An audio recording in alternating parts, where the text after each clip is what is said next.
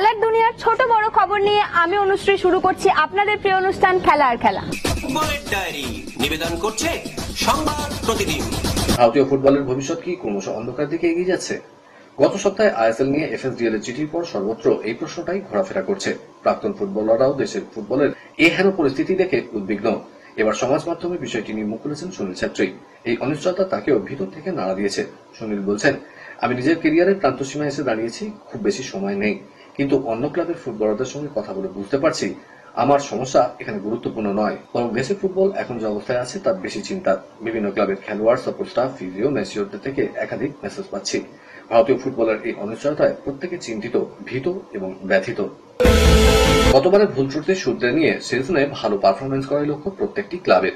সেজন্য অনেক আগে থেকে পরিকল্পনা সাজাতে শুরু করে দিয়েছে দলগুলো। বিশেষ করে ট্রান্সফার উইন্ডো খেলার পর থেকে আরো সক্রিয়তা বেড়েছে। শুধুমাত্র সই করানোই নয়, নতুন মৌসুমে কথা মাথায় রেখে বেশ কিছু ফুটবলারদের রিলিজও করে দেওয়ার পরিকল্পনা নিয়েছে অধিকাংশ দল।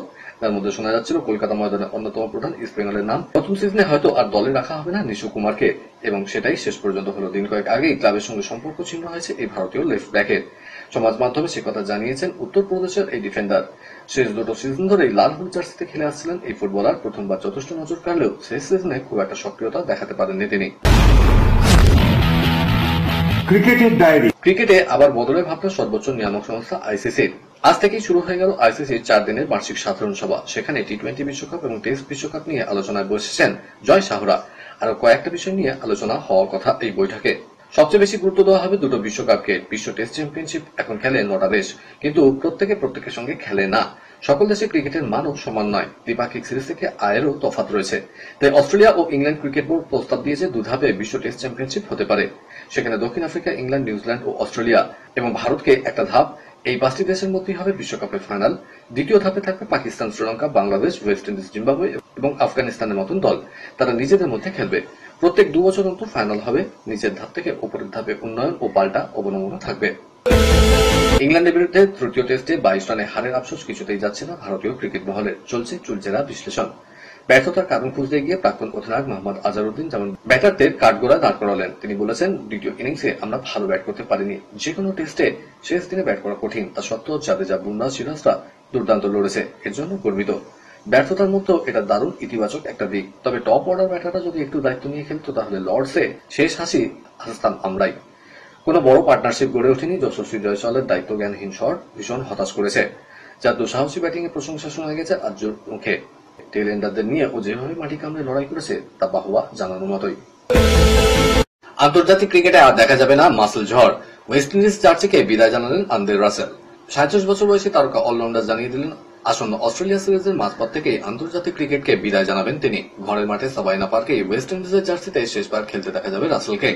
গত কয়েকদিন ধরে শোনা যাচ্ছিল এবার হয়তো আন্তর্জাতিক ক্রিকেটকে বিদায় জানাবেন ড্রে রাস।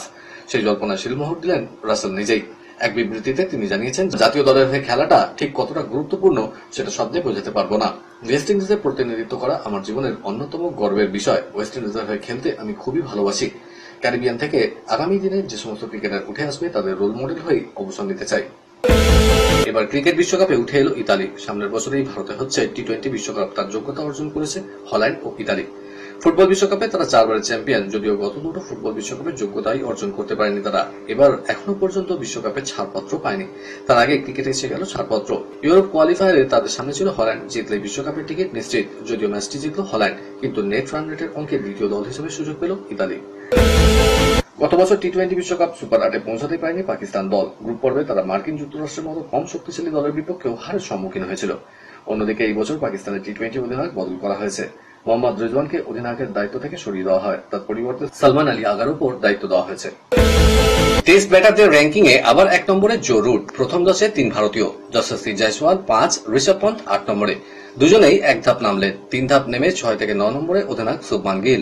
বোলিং ও অলরাউন্ডারদের র্যাঙ্কিং এ শীর্ষে রইলেন জসপ্রীত বুমরাহ ও রবীন্দ্র জাদেজা যথাক্রমে। খেলার খবর আরো আছে, কিন্তু তার আগে নিয়ে নিতে হচ্ছে ছোট্ট একটা ব্রেক। সঙ্গে থাকুন।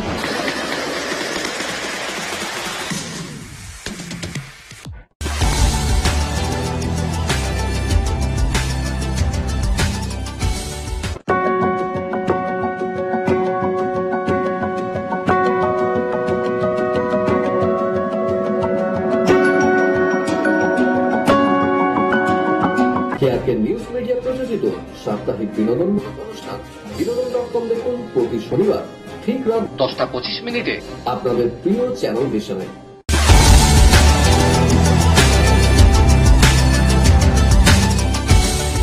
ব্রেকের পর যথারীতি আবার হাজির আপনাদের প্রিয় খেলা নিয়ে। বিদেশের ডায়েরি। আগামী বছর মার্কিন মুলুকে বসতে চলেছে ফুটবল বিশ্বকাপের আসর। আমেরিকার পাশাপাশি মেক্সিকো ও কানাডাতে হবে টুর্নামেন্টের বেশ কিছু ম্যাচ।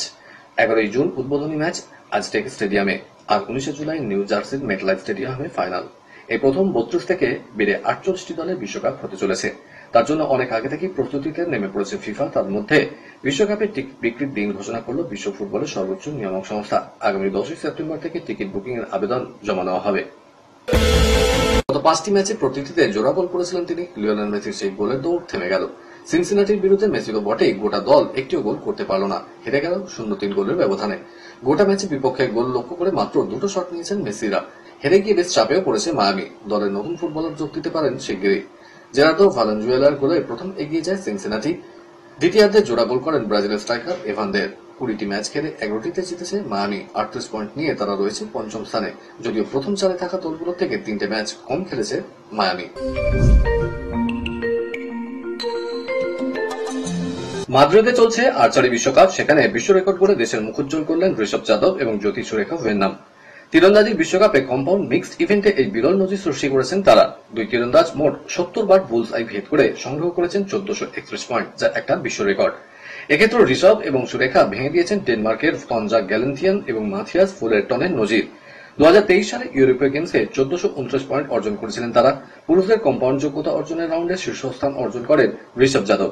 72 বারের মধ্যে 68 বার 10 পয়েন্ট স্কোর করেন তিনি। এর মধ্যে 35 বার ভেদ করেন বুলস আই। এটি কোনো আন্তর্জাতিক ইভেন্টে তার ব্যক্তিগত সেরা পারফরমেন্স। আপাতত বছরটা দুর্দান্ত কাটছে ঋষভের। মে মাসে সাংহাই লিগে তিনি দেশের হয়ে ব্রোঞ্জ পদক জিতেছিলেন। ফের একবার প্রথম রাউন্ড থেকে বিদায় নিতে হলো অলিম্পিকে পদকজয়ী শাটলার পিভি সিন্ধুকে। জাপান ওপেনের সুপার 750 ইভেন্টে প্রথম রাউন্ডে দক্ষিণ কোরিয়ার প্রতিপক্ষ সিং ইউজিনের কাছে হেরে গেলেন তিনি। মাত্র 30 মিনিটের মধ্যেই 15-21, 14-21 ব্যবধানে সহজেই হেরে গেলেন ভারতীয় এই শাটলার। তবে শুরুতে কিছুটা হলেও লড়াই করার চেষ্টা করেছিলেন দক্ষিণী এই শাটলার, কিন্তু বিশেষ লাভ হয়নি। চলতি বছরে এই নিয়ে 5বার প্রথম রাউন্ড থেকেই ছিটকে গেলেন পিভি সিন্ধু। এদিকে সিন্ধু হেরে গেলেও সহজেই প্রথম রাউন্ডের গণ্ডি টপকালেন লক্ষ্য সেন। ক্রমতালিকায় 8 নম্বরে থাকা চীনের ওয়াং জো জিয়াংকে 21-11, 21-18 গেমে পরাজিত করেন তিনি। প্রি কোয়ার্টার ফাইনালের লড়াই লক্ষ্য মুখোমুখি হবে জাপানের 7ম বাছাই তারকা কোরাই নারাওকার। পাশাপাশি পুরুষদের ডাবলসে সাত্বিক সাইরাজ রাক্সেটি জুটি দুর্দান্ত জয় সহজেই দ্বিতীয় রাউন্ডে পৌঁছে গিয়েছেন। কোরিয়ার জুটির বিরুদ্ধে মাত্র 42 মিনিটের লড়াইয়ে এদিন সহজেই ম্যাচ জিতে নেন তারা। ম্যানচেস্টার সিটিতে টানা 10 বছর খেলার পর এবারে ইতালি ক্লাবে যোগ দিয়েছেন কেভিন ডি ব্রুয়েন। বেলজিয়ামের মিডফিল্ডার অনুশীলনও শুরু করেছেন নাপোলিতে। অনুশীলনেই তার ছবি ভাইরাল হয়েছে। নাপোলিতে অনুশীলন শুরু করে এই নতুন জল্পনার জন্ম দিয়েছেন কেভিন নিজেই। বেলজিয়ামের ফুটবলারকে একটি বিশেষ জার্সি পরে অনুশীলন করতে দেখা গিয়েছে, যা ফুটবল প্রেমীদের মনে ফিরিয়ে আনছে প্রায় 3 দশক পুরনো স্মৃতি। ডিয়েগো মারাদোনা, রোনাল্ডিনো, লিওনেল মেসিদের বিশেষ ক্লাবে এবার লামিনে ইয়ামাল। সরকারিভাবে তার হাতে 10 নম্বর জার্সি তুলে দিল এফসি বার্সেলোনা। গত মরশুম পর্যন্ত ইয়ামালকে 19 নম্বর জার্সি গায়ে খেলতে দেখা গিয়েছে। কলকাতার ডায়েরি নিবেদন করছে good age hospital. These are not just trophies, they are the living legacy of Indian football's oldest and most revered tournament. Since 1888, the Durand Cup has stood as a symbol of grit, glory and sporting excellence. A tournament where history is made. কলকাতার বুকে আজ থেকে 134তম Durand কাপের দামামা বাজতে শুরু করে দিল।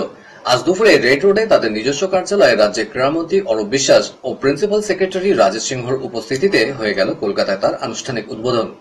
দুই বিশেষ অতিথি ছাড়াও হাজির ছিলেন ডুরান্ড কমিটির দুই মূল কর্তা মোহিত মালহোত্রা ও রাজেশ কুমার মোগা। এবার মোট পুরস্কার মূল্য 2 থেকে বাড়িয়ে করা হয়েছে 3 কোটি টাকা। শুরুতেই দুই বিশেষ অতিথিদের বল তুলে দেওয়া হয় ডুরান্ড কমিটির পক্ষ থেকে। কলকাতা সহ 5 জায়গায় হবে এবারের এই টুর্নামেন্ট। এবার নিয়ে মোট 6 বার কলকাতায় হচ্ছে টুর্নামেন্ট। উদ্বোধন করবেন মুখ্যমন্ত্রী মমতা ব্যানার্জি। কলকাতায় 3 প্রধান ছাড়াও থাকছে ডায়মন্ড হারবার দলও। 23 তারিখ যুব ভারতীতে প্রথম মাঠে নামছে ইস্ট বেঙ্গল। ডুরান্ড কমিটির দুই অন্যতম সদস্য ও দুই বিশেষ অতিথিরা তাদের সংক্ষিপ্ত ভাষণে এই টুর্নামেন্টের গুরুত্বের কথা তুলে ধরেন এবং তারা আশাবাদী প্রতিবারের মতো এবারও জমে উঠবে এই প্রতিযোগিতা। আগামীকাল থেকে দক্ষিণ কলকাতা সংসদে শুরু হতে চলেছে 25তম জাতীয় ডার্টস চ্যাম্পিয়নশিপ। ফাইনাল আগামী রোববার। এবার মোট 12 রাজ্যের 150 জন প্রতিযোগী অংশ নিচ্ছে। পরিচালনায় অল ইন্ডিয়া ডার্টস অ্যাসোসিয়েশন। আর একে কেন্দ্র করে আজ দক্ষিণ কলকাতা সংসদেই হয়ে গেল এক সাংবাদিক সম্মেলন, যেখানে বিধায়ক তথা সংস্থার প্রেসিডেন্ট দেবাশিস কুমার, সচিব প্রশান্ত সাহা, কেতন শেঠ সহ বহু বিশিষ্ট মানুষই উপস্থিত ছিলেন। এবার সেপ্টেম্বর মাস থেকে দক্ষিণ কোরিয়া অনুষ্ঠিত হবে এই ডার্টসের বিশ্বকাপ, আর এই টুর্নামেন্ট থেকেই হবে তার দল গঠন। তাই সংগঠকরা যথেষ্ট আশাবাদী যে রীতিমতো জমে উঠবে এবারকার এই আসর। কলকাতার ডায়েরি নিবেদন করলো গুড এজ হসপিটাল। আজ তবে এ পর্যন্তই থাক, আবার দেখা হবে আগামীকাল ঠিক এই সময় এই চ্যানেলে। শুভরাত্রি।